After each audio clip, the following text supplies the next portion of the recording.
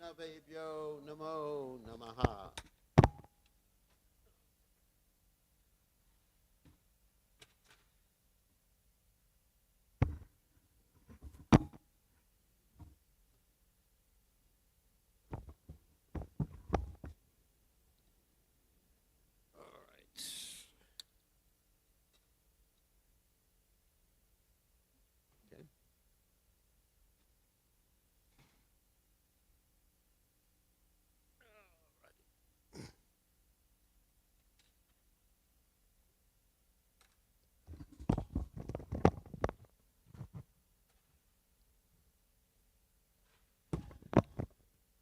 Jaya Radha Madhava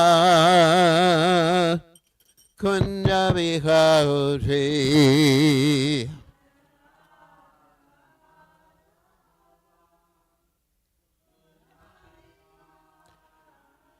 Jaya Radha Madhava Kunja Bihari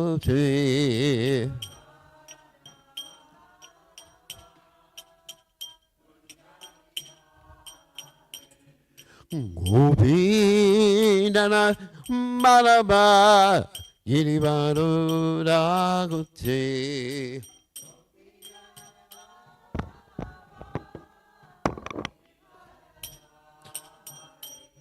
Gopindana Palapa Girivaro Raguti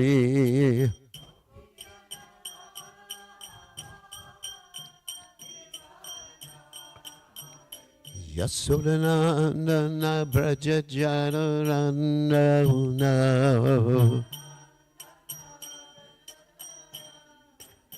Yasodanandana Brajajanaranda Jambunatera Panachare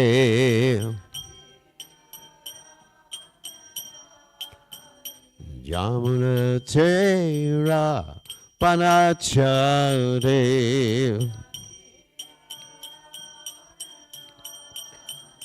Jairanu Madhuva Kunyabikahote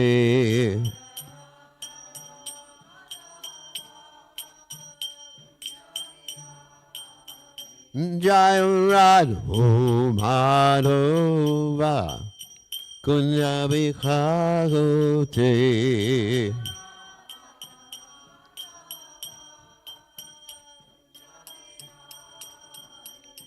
Gopinjana Palagomba Girivaro Raguti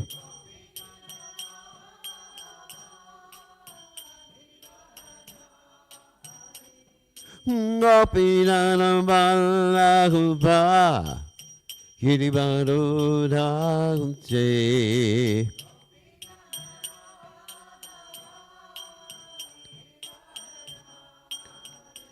Yasodanandana Brajajanaranda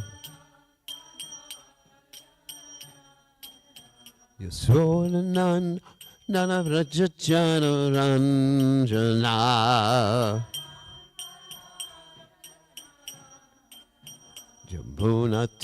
Jambunatera Panachare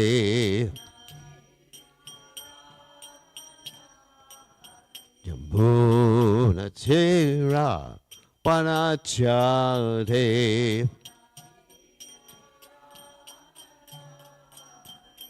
Jairanu Madhuva Kunyabikahote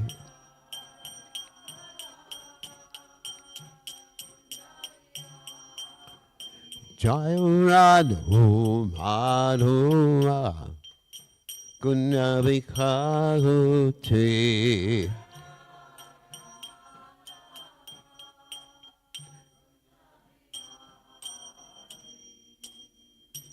Jai Om Vishnupad Paramahansa Paravatikacharya Also Tada Satyashi Shima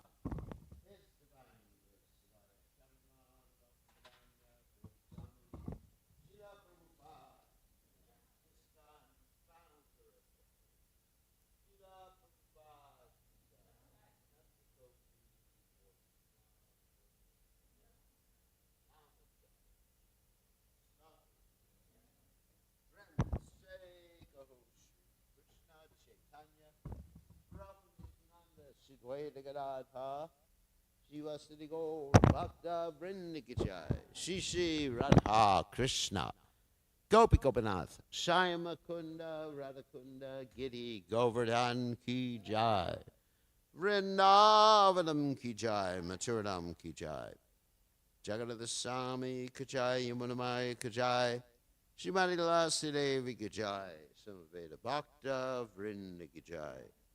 Go, Premananda Hari Hari Bol. All glories to the assembled devotees. All glories to the assembled devotees. All glories to the assembled devotees. All glories to Shri Guru and Gauranga Srila Prabhupada Ki Jai. So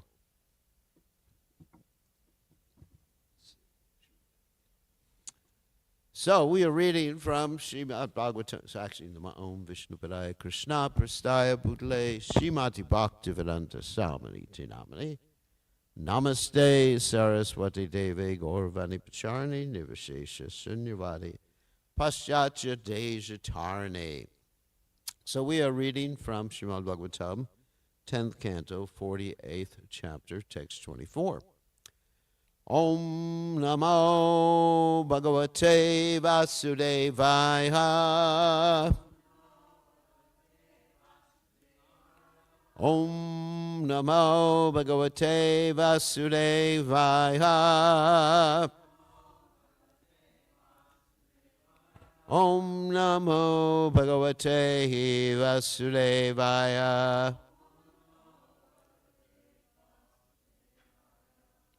Sa Tvam Prabho Aja Vasudeva Grahe Avatirna Swamshena Varam Apanetum Ihase Bhume Aukshahini Shata Vadena Sretarangsha Yakdam Amusha Cha Kulasha Yasho Vitanvan Satwam Prabodja Vasudeva Graheva Tirna Graheva Tirna Swam Shena Baram Apanetum Ihasibume Sibumne Akshahani Shatta Vadena Saretaram Shah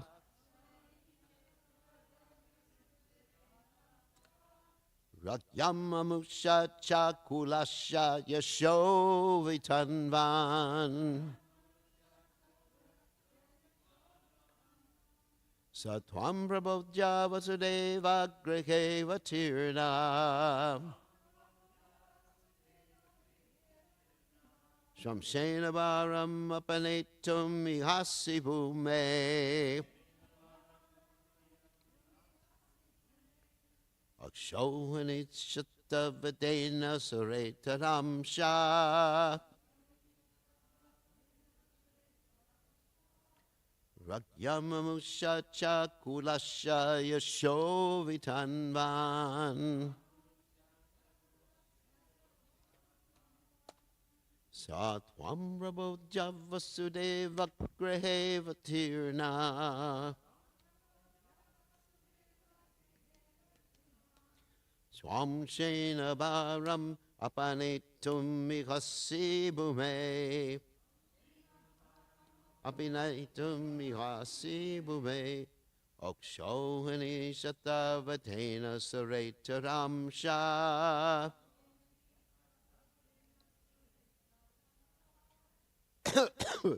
Ragyamamusha Chakulasha Yashovatirvan Vatinvan Dinvan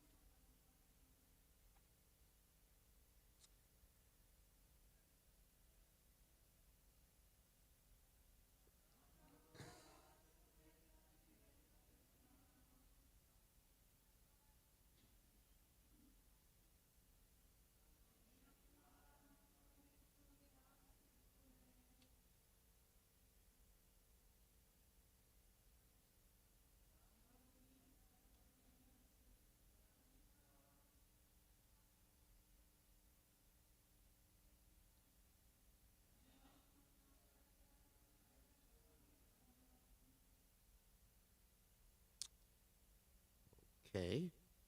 Sa, he, tvam, you, Prabhu, O Master, Adya, now, Vasudeva Grhe, in the home of Vasudeva,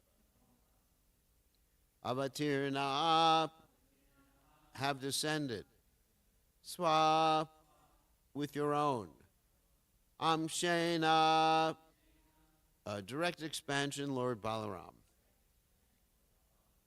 Baram, the burden. Apanetum, to remove. Iha, here. Ase, you are. Bhume, of the earth. Okshahini, of the armies. Shata, hundreds. Vadena, by killing. Suraitara, of the opponents of the demigods. Amsha, who are expansions. Ragnam, of the kings. Amusha, of this. Cha, and Kulasha, dynasty of the descendants of Yadu. Yasha, the fame. Vitanvan, spreading. Translation, you are that very same Supreme Person, my Lord, and you have now appeared in the home of Vasudeva with your plenary portion. You have done this to relieve the earth's burden by killing hundreds of armies led by kings who were expansions of the demigods' enemies, and also to spread the fame of our dynasty. So, basically, you can repeat, you are that very same Supreme Person, my Lord, and you have now appeared in the home of Vasudeva with your plenary portion. You have done this to relieve the earth's burden by killing hundreds of armies led by kings who are expansions of the demigods' enemies, and also to spread the fame of our dynasty. So, purport by the followers of His Divine Grace, Srila Prabhupada, the term Sure Tarang Shah Rugyam indicates that the demoniac kings slain by Krishna were in fact expansions or incarnations of the enemies of the demigods. This fact is elaborately explained in the Mahabharata, which reveals the specific identities of the demoniac kings. And we're going to be making reference to that in a second. And first we're going to read the commentaries by the Acharyas. Vishwanath Chakravarti Thakur comments, you have appeared along with your expansion Balaram in the house of Vasudeva to relieve the burden of the earth by killing the hundreds of Akshahini of the impious kings. Jiva Goswami states, after this introduction, Akrura returned to the present situation as mentioned in verse 17.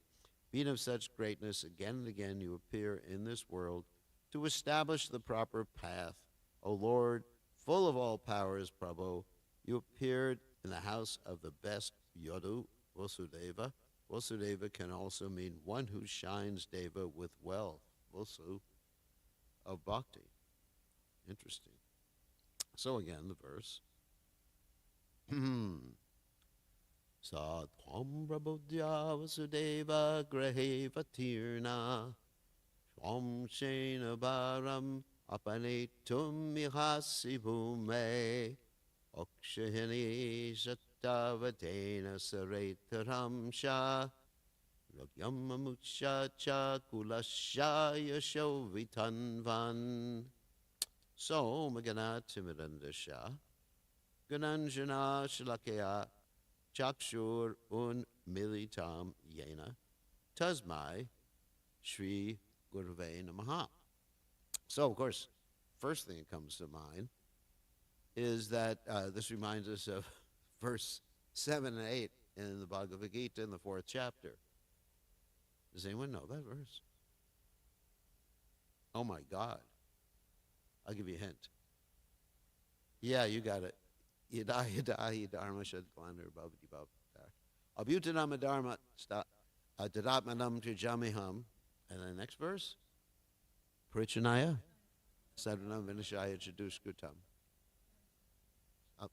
Some Dhamma samsaya sambhavama yuge yuge. You know, basic Hare Krishna stuff. So, obviously, this is a point about the Lord's external reasons for his appearance. And I'm going to talk more about that in a second, but I just want to mention that there is esoteric reasons for the Lord's appearance. Because as Prabhupada comments in the beginning of the Krishna book, that Krishna does not have to come down to do all these things. Because Parasha Shakti Vaiva Shruyate Svabhavaki Jnana Balakriya Cha, also Vishnu Shakti Para Prokta Kshetrakya Katata Para Vidyakarma Sanjanya Tritiya Shakti Yashate, and I'll translate those for you. That Lord Vishnu, Parasha Shakti Vaiva Shruyate, that Krishna has various potencies. Of course, in the second verse I quoted, it states that the potencies can sometimes be defined in three different categories, material, spiritual, and us, who are marginal potencies of the Lord. So, and Krishna is actually Swarat. I mean, he's not controlled, he's independent, he's not controlled by the things of this material world. And of course, according to the Bhagavatam, he's also Aptakama. He gets whatever he wants without making any effort. So Krishna doesn't have to come down. And also Prabhupada comments that his Shaktis are first-class servants. Krishna doesn't even have to ask his Shaktis to kill the demons. They do it because they understand that's the Lord's mission. That's the Lord's service. If you see, for example, let's say someone starts to attack the temple. Do you pray to Krishna? No. Do you have to be told to do something? I mean, sometimes people are so dull nowadays that if they see a leak in the temple, they just say, oh, it's a leak in the temple. Isn't that cute? Or they see some garbage lying on the street or lying between the properties or whatever, a garbage pail turned over, they'll think, oh, maybe I should just pray to Krishna. Or someone will do it. So that's a little dull. Obviously, if we see something, Prabhupada said if you see something that's ignorant and you don't do something to correct it, you're also ignorant and you're also responsible. So, I mean, even common sense, Krishna's agents, Krishna's Shaktis know what to do even without being told. I mean, it's their service. So why does Krishna come down? He comes down to enjoy, as we mentioned many times before, ras. And one of the rasas, just to put it in plural, a Sanskrit word, is that he likes to get really angry sometimes. And in the spiritual world, can't manifest that to the fullest extent. So in the material world, Krishna gets to use his chakra. In the spiritual world, he's just sitting there, the chakra is there. What am I going to do with this thing? Just like, sometimes, I have a nice car, so I'm thinking, why does it just sit there all the time? I got to go out and do something. I got to go somewhere. Right? So it's interesting in the spiritual world, in the Vaikuntha planets, the Lord has, all four of these symbols, right? So he gets to use the lotus and the conch. The chakra and the club, sort of unused. Isn't it? They're just sitting there. Not just sitting there. They're in his hand, on his hands. So, what? What? There's people. I know they're entities. I know they're personalities. But still, he doesn't get to use them. So it's just, there's nothing to do with the chakra in the spiritual world. What? Come on. She's mundane here. Not that Krishna plays frisbee with his coward boyfriends using the chakra. You think you need to go on Sankirtan. So anyway, so Krishna has these desires. And we were mentioning the story the other day, how even when Lord Chaitanya was a child, he exhibited such anger and that it's unbelievable. Tearing apart his whole house and throwing all the ingredients on the floor and breaking all the pots and pans, because the pots and pans were made of clay. You could break them at that particular point. And so that's the reason Krishna comes down. And that's called the esoteric reason. And sometimes it's even called the primary reason for the Lord's advent. And let's take Lord Chaitanya Mahaprabhu's advent. Of course, there's no killing during that particular advent. But as far as Lord Chaitanya Mahaprabhu's advent, he has his esoteric reasons, which are considered the primary reason, the main reason he comes down. And yes, also he propagates the Sankirtan movement, saves all of us, which for us is really important. But he really wants to understand Srimati Radharani's love for him. He wants to experience it from her perspective. He wants to see himself from her perspective. So these are his actual reasons for coming down. So it just so happens that Krishna arranges, these fights between the demigods and the demons. So, and then also when Krishna comes down, there's another interesting exchange of rasa that occurs, that on the part of his devotees, they're actually praying for him more, becoming more intensely absorbed in him. That's another reason. You understand? Like in the case of Lord Chaitanya coming down, you have a Dvaita Acharya who is intensely looking at all the conditioned souls and the bewildered living entities and thinking, I can't do anything about this. Krishna, you're going to have to appear. So with great intensity, Advaita Acharya is invoking the presence of the Lord, worshiping the Ganges and Shalagram Shila. Come down, Krishna, come down. You have to come down. Save these people. And then, of course, in the case of Krishna appearing 5,000 years ago, it's a very similar thing. You have the demigods, they're going to Lord Brahma to file a complaint. And Lord Brahma takes the demigods to the shore of the ocean of milk, and there's straight to Dveep there, and they're praying, and then they get a message, and you all have to appear. And so you think about that practically in every incarnation of the Lord in this world, there's an intense prayer by the devotees. Like you can think about that in terms of Lord Ramchandra, because you had this Ravana character, and Ravan was creating so many atrocities. He was actually eating Brahmins, destroying sacrifices, eating Brahmins. I mean, just, oh my God. So they prayed for the Lord to come down. And the Lord also, at the same time, gives the demigods an opportunity to interact with him. Because what does he do with the demigods? He says, you should take birth. Practically in every incarnation, it's like that. You should take birth in the family, the Yadu family, Yadu dynasty, and in this way be able to assist me in my pastimes. You should take birth in Navadweep. So you see, these things occur too. And another reason for the Lord's advent is for our sake, so we can appreciate and be attracted to the Lord's activities. I mean, what would we do if Krishna never came down to this material world? What would we do? I mean, what would we meditate on? Of course, we might find descriptions of the spiritual world.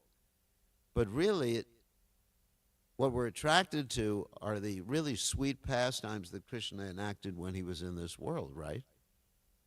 How would we celebrate Janmashtami? Right? Think about it. If Krishna never came down to this world, would we have Janmashtami?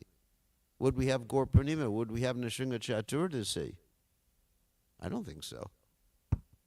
It was just like no holidays. It'd be like being a Christian without Christmas.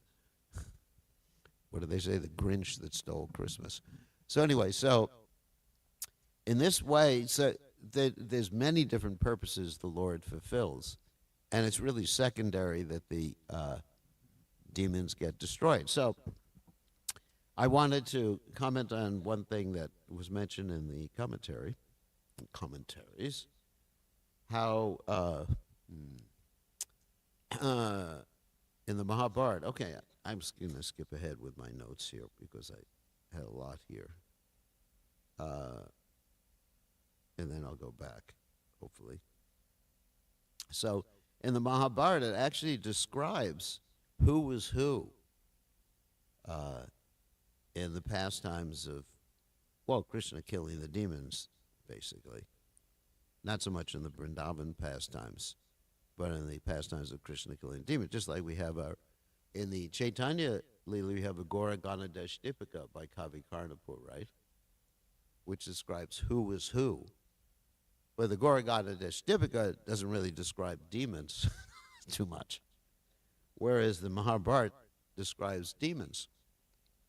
So here you find in the Mahabharata, I'm going to read a section of the Mahabharata. I'm going to skip over a lot because there's a lot of demons and where they came from being described. Because this is, again, this is related in the 8th canto of Srimad Bhagavatam. And in the 8th canto of Srimad Bhagavatam, you have this whole plan of the demons who are fighting the demigods, going through different fights. And I was hoping to tell that story, but I don't think we're going to have enough time. So, and then eventually they get defeated. The demons get defeated by the demigods, and then they take shelter on the Earth planet to get away from the demigods. So it's just like, again, Star Wars and the Death Star and everything like that. They come and they take shelter in a particular place. So this is an interplanetary battle, the demons and the demigods. So you may say, why are there demons? Why does Krishna arrange such a thing as demons? Why doesn't he just make the people who are not devotees just some puny little, whatever? Why doesn't he just put people like that into, or entities like that, into lower species of life, which he does, of course, too. The reason for that, the reason that we need demons is basically because we wouldn't have any impetus to be Krishna conscious. Like Prabhupada said one time, is what's the chance for glorious victory, without opposition? And it reminds us, it's like the threefold miseries. It reminds us of the temporary nature of this material world. The demons are just one of the threefold miseries, the adibhotika miseries from other living entities. And so this actually, and it keeps the demigods on their toes too, because they're always worried about the demons attacking. So here's the some of the quotes from the Mahabharata. This is in the context of a conversation that Janame Jaya is asking the question. He says, "O worshipful one, I wish to hear from thee in detail about the birth among men of the demigods, the Danavas, Gandharvas, Rakshasas, the lions, tigers, and other animals, the snakes, birds, in fact, of all creatures." So he gives a whole list of Danavas here. The Danavas, of course, are the sons of Danu. There's two main groups of demons. One is the Danavas, the other one is the Daityas. Daityas are actually the sons of Diti, and the Danavas are the sons of Danu. So the first of the Danavas, by the name of Viprachiti, became that bull among men, noted as Jarasandha. This is from the original Mahabharata, not an excerpt from the Mahabharata. And, O king, that son of Diti, who was known as Hiranyakashipu, was known in this world among men as the powerful Shishupala. Nice, isn't it? He who had been known as Samlada, the younger brother of Prahlad, became among men the famous Salya. Hmm. And then the spirited Anulada, that's another brother of Prahlad Maharaj, who is the youngest brother, became Drishtaketu. Hmm. Anyway, so he gives a whole list here, and some of these fighters in the Mahabharata war are very, very famous, like Bhagadatta, who came from the Asura Vashkala. Mm. And let me just skip here because it's like the hit parade of the greatest Asuras. So we'll get to Kamsa in a second. But it's so many. I mean, I could go through the whole class reading about Asuras, and I don't know if that'll be the most pious activity to do during the Bhagavatam class. But I want to get to more famous ones because there's practically all the main Asuras are listed here. And yeah, it's a lot of it. I mean, just paging through the pages here, you know. Phew. Oh my God. Okay. We're almost. Oh my God. So many. I didn't realize there were too many surahs like this. This is like the hit parade of the Asuras. Okay. Of course, we know Kamsa was Kalanemi, this great Asura who was killed by Vishnu in his previous birth. Okay. So Shakuni, the crusher of foes, you should know, O king, was Dwarpa himself, the personification of the third yuga, which is Dwarpa Yuga. And Satyaki was actually one of the Maruts. Drupada, of course, Drupada wasn't a bad guy. He was also one of the Maruts. And Kritavarma was actually born from the Celestials, actually an expansion of the demigods. Let's see, who? Wait a second. So many of them here. Oh, yeah. The evil-minded Duryodhana, the destroyer of the fair fame of the Kurus, was born of that portion of Kali on earth. Now, this is Kali Yuga, not Kali, the demigoddess. Durmukha, Dushan, Shana, and others whose names I do not mention, who always supported Duryodhana, were indeed the sons of Pulasya. So anyway, so there's all these people, and then the Pandavas are also described as the sons of the demigods, and you all know that. So one thing I want to talk about is that basically this verse is making some reference to the 8th canto of Srimad Bhagavatam. And in the 8th canto of Srimad Bhagavatam, let's see how much time we have. Oh, we got time.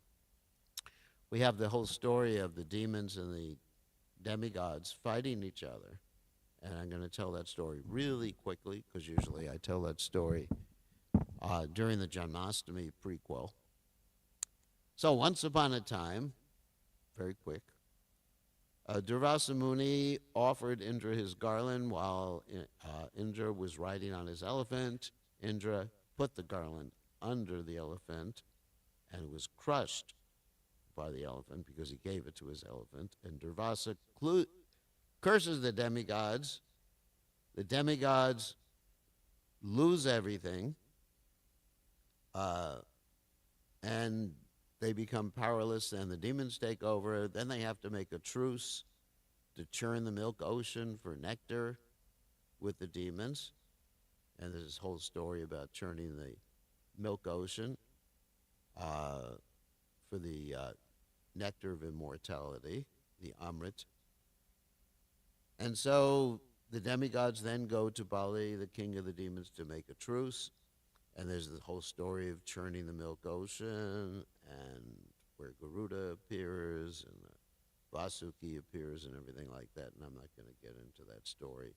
Lord Shiva drinks the poison, the Survi cow appears, uh, Lakshmi appears, Varuni liquor appears that demons take, and basically the nectar comes out, and then we have Mohini Murti, who steals the nectar or tricks the demons and steals the nectar from the demons and gives it to the demigods. Then there's a big fight between the demigods and the demons. There's Bali, Kalanemi, Viprachiti, and Bali is a demon at this particular point. And the demons start winning. Then they have to pray for Lord Vishnu again. Lord Vishnu comes out. Kalanemi attacks Lord Vishnu with a trident. Vishnu kills Kalanemi. And then Vishnu kills many of the other demons. Bali is knocked unconscious. Then the demons attack in force. Indra is surrounded. He is attacked by this one demon, Namuchi. And he can't kill the demon because the demon can only be killed with a weapon that's neither dry or wet. So basically he figures out, let me try a foam weapon. And he kills him with foam. All the demons are dead. And then Brahma tells Narada to tell Indra to stop killing demons. We need demons around. So then Bali is cured, brought back to life by Shukracharya, becomes a disciple, attacks Indra again, and takes over heaven. Brahaspati tells Indra and the demigods to hide. Bali does 100 Ashwamedha sacrifices to the king of heaven. Aditi becomes very upset because she's the mother of Indra, prays for Krishna to appear to save the scene, another incarnation. Kashyapa teaches her how to pray, how to perform this sacrifice, the Bhayovrata. She does this for 12 days. On the 13th day, Krishna appears, agrees to be her son. And that son, of course, is Lord Vamanadev. And he goes to Bali's sacrifice. Bali washes his feet. He takes everything away from Bali, takes his 3 paces in the sky, the world, and on Bali's head, pushes him down to Goloka. And then the demigods regain everything, and then the demons take birth on earth, which is what's mentioned here. That's a summary of the 8th canto of Srimad Bhagavatam in a nutshell. So, anyway, so this is what's being referred to here in this particular verse. So any questions or comments? Yes.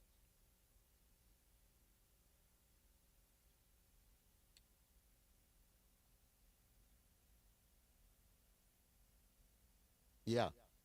Yeah, oh, that's right. It's actually before. So it's in reference, I guess, to Lord Ramchandra and others. Either in, yeah, you could take it as a prediction, or it's happened in the past. You know, because the Lord's pastimes keep repeating, and I'm sure that that Akrura knew about this. You know, he was an educated person. He knew that the Lord appears in every millennium. You know, that I had come down in every millennium. Paritranaya Sadanam Vinashaya Dishkritam. Whenever and wherever there is a decline in religious principles and a predominant rise in religion, I come down, I descend, and to annihilate the miscreants and protect the devotees, establish religious principles. So, yeah. So obviously, time-wise, that appeared before, but at the same time, there's this reference to the 8th canto. So any questions or comments? Yes.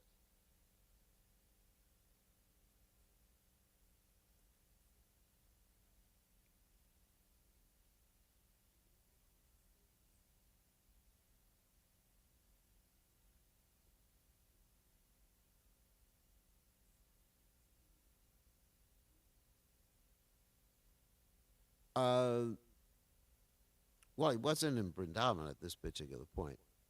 This particular point in the story is in Mathura. Yeah.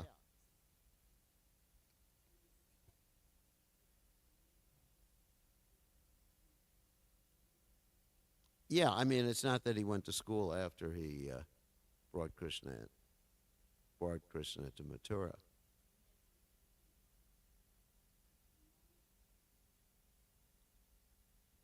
Well, obviously, if you go to Vrindavan, you actually forget. You forget that Krishna is the Supreme Personality of Godhead, yeah. Of course, when he left Vrindavan and he took his bath and he saw Krishna and Balaram, in the water, at least Krishna, Lord Vishnu in the water with Sheshanag, and saw them also in the chariot, then he actually realized that again. So, any other questions or comments? Yeah?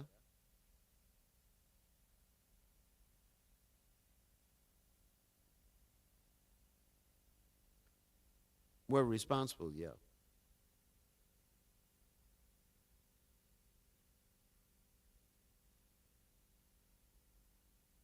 Well, it's not going to take a lot of time from your priorities to pick up some garbage that you see on the ground. It's like, I have a priority, this garbage pail is overturned, but my priority is deep prasadam right now. So there has to be. Anyway, I was making that in reference to the Lord's energies and the demigods. They know their service, so they don't have to be told by Krishna. So if we have to be told, of course, Prabhupada comments that a first-class servant knows what the master wants without being told. The second-class servant has to be told and does it gladly. A third-class servant has to be told, does it, but not gladly, resentfully. And a 10th-class servant doesn't do it. So we have to figure out what we are. Are we confirmed by Krishna?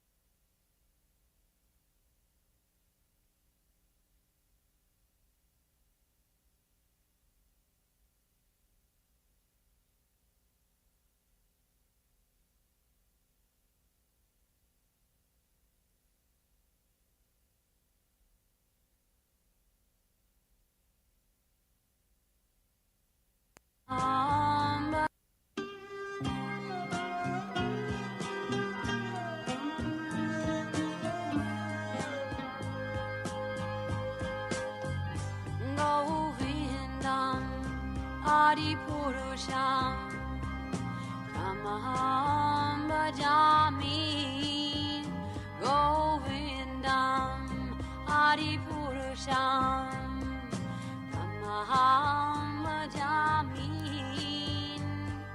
Govindam Adi Purusham Tamaham Bhajami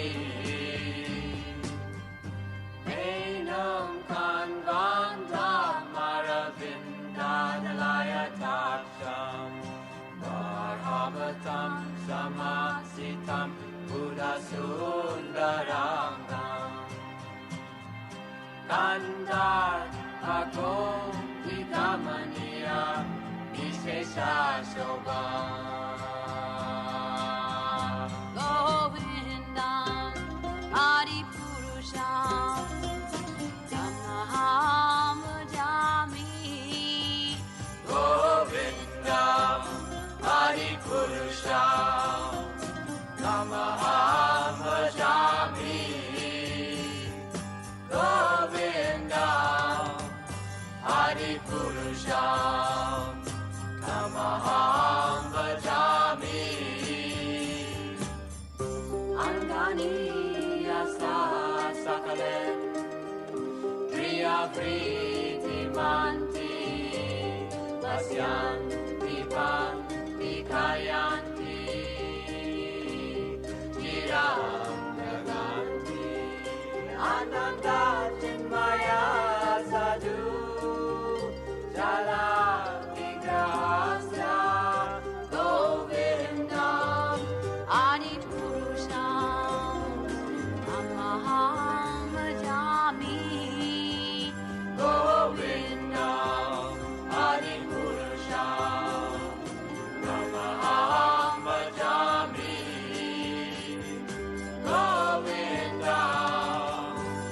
Adipurusha Namaha Bhajami Govinda Adipurusha.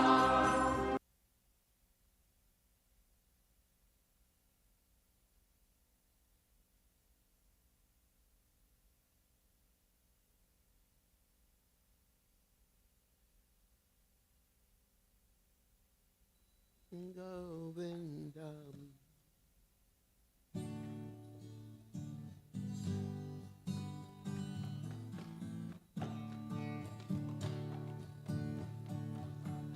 Namo Vishnupadaya Krishna Prastaya Mutale Shrimate Bhaktivedanta Samaniti Namane.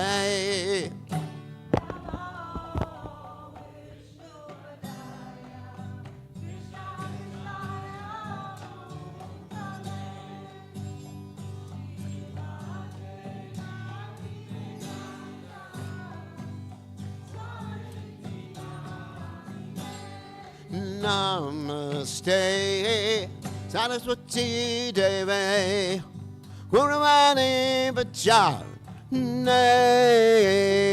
Nevasesha Shunyavade Pasyachagure Satarane.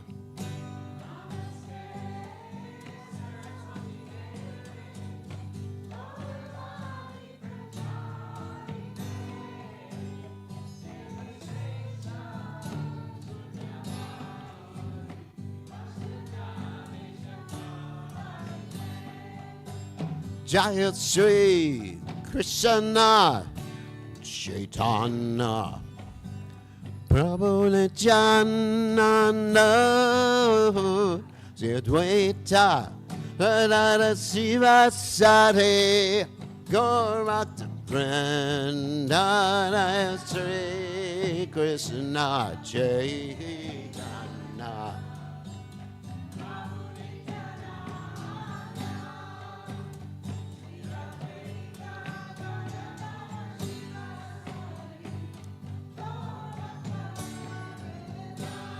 Shri Krishna Chaitanya Prabhu Nityananda Advaita Radha Siva Sati Gaur Bhakta Vrinda.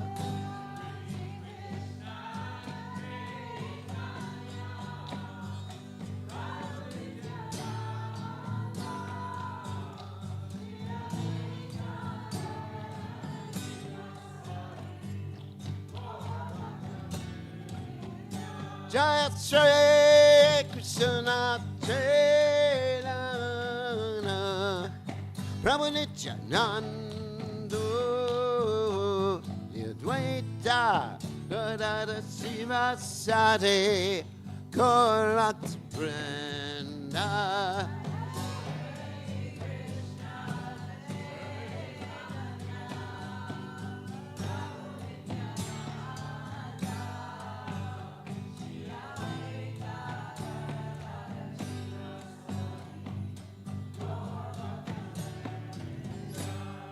Shri Krishna Chaitanya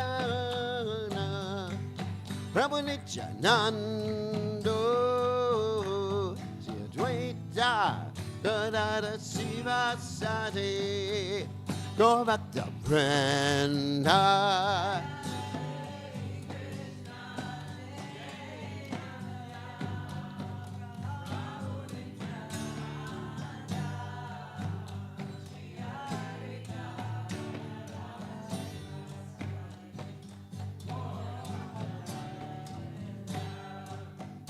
Hare Krishna, Hare Krishna, Krishna Krishna, Hare Hare, Hare Rama, Hare Rama, Rama Rama, Hare Hare.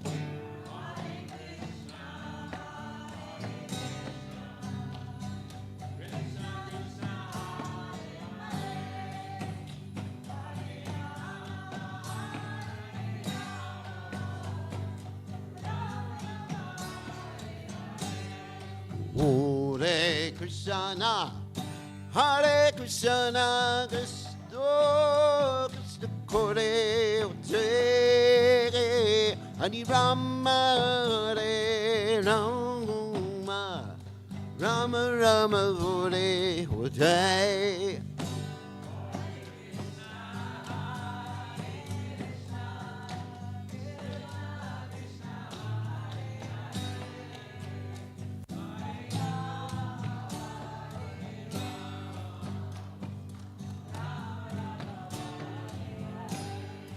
Hare Krishna, Hare Krishna, Krishna Krishna, Hare Hare, Hare Rama, Hare Rama, Rama Rama, Hare Hare.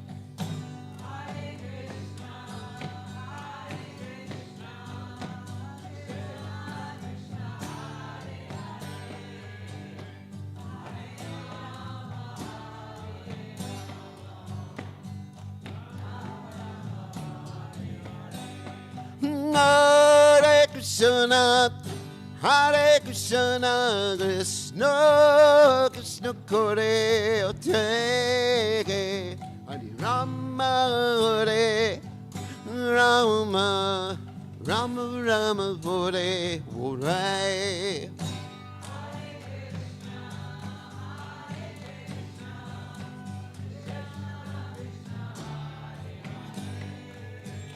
Hare Rama, Hare Rama, Hare Krishna, Hare Krishna, Krishna Krishna, Hare Hare Rama, Hare Rama, Rama Rama, Hare Hare.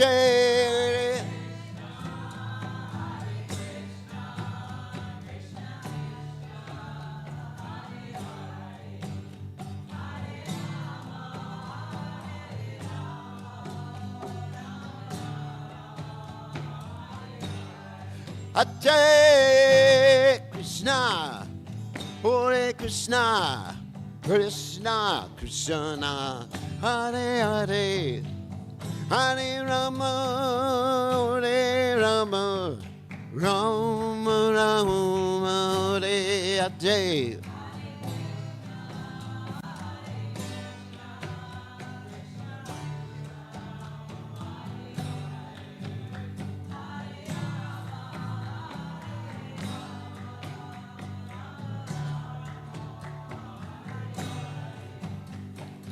Hare Krishna, Hare Krishna, Krishna Krishna, Hare Hare, Hare Ram, Hare Ram, Ram Ram, Hare Hare.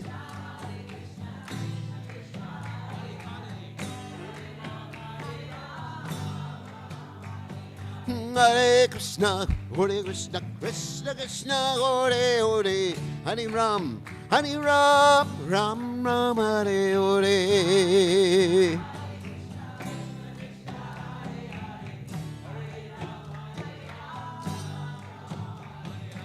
Hare Krishna, Krishna Krishna, Hare Hare, Hare Ram, Ram Ram, Hare Hare.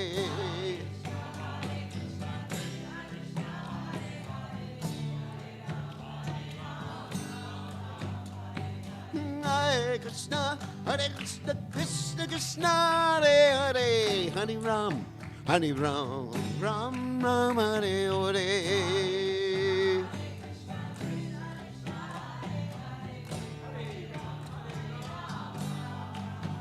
Jaya Radha, Goloka Nana, Goloka Nana, Radhe.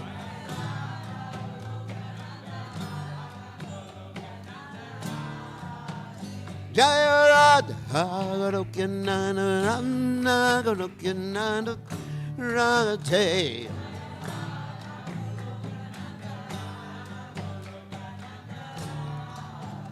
Jaya Radha. Hey, Radhe, Radhe, Jaya Radhe.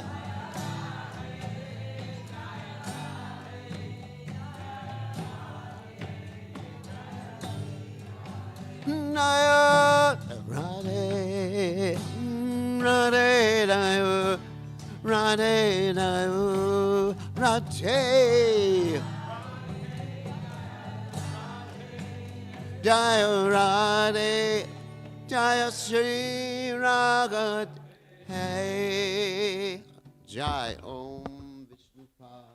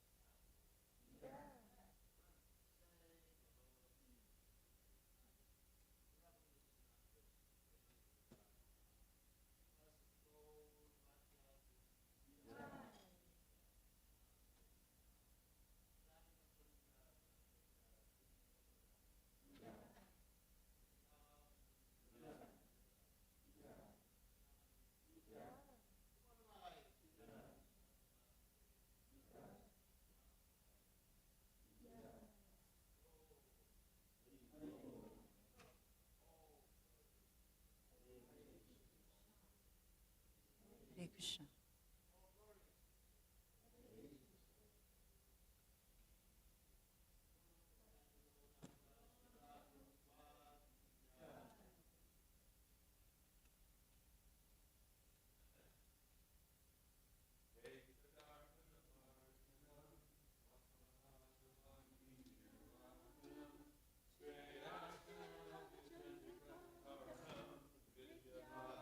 Shivanam Anandam Buddhi Pardhanam Pratipanam Pranamrita Swadanam Sarvatma Snapanam Param Vijayate Shri Krishna Sankirtanam Nam Namakari Bahuda Nija Sarva Shaktis Tatrapita. I really like this outfit. It's nice. Yeah.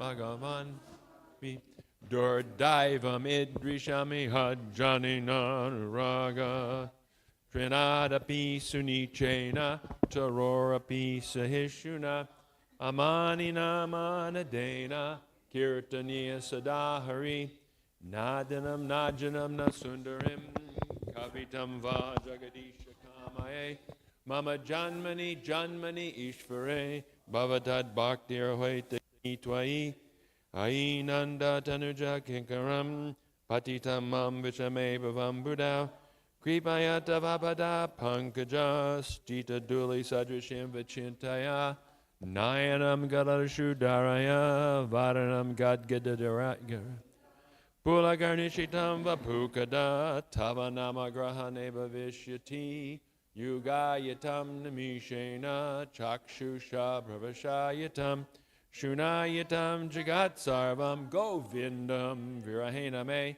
Ashlishyava Padamritam Anastumam Adarshanam Marma Hatakarotuva Yatatatava Badatantulam Pato Mat Prananatastusa Evanapara. Victory to the Sri Krishna Sankirtan, which cleanses the heart of all the dust accumulated for years and extinguishes the fire of conditional life of repeated birth and death. This Sankirtan movement is the prime benediction for humanity at large because it spreads the rays of the benediction moon. It is the life of all transcendental knowledge. It increases the ocean of transcendental bliss, and it enables us to fully taste the nectar for which we are always anxious.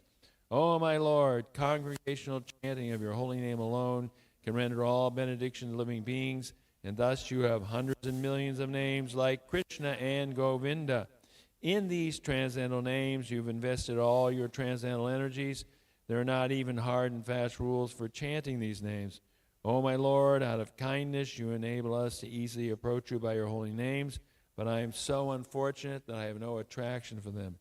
One should chant the holy name of the Lord in a humble state of mind, thinking oneself lower than the straw on the street. One should be more tolerant than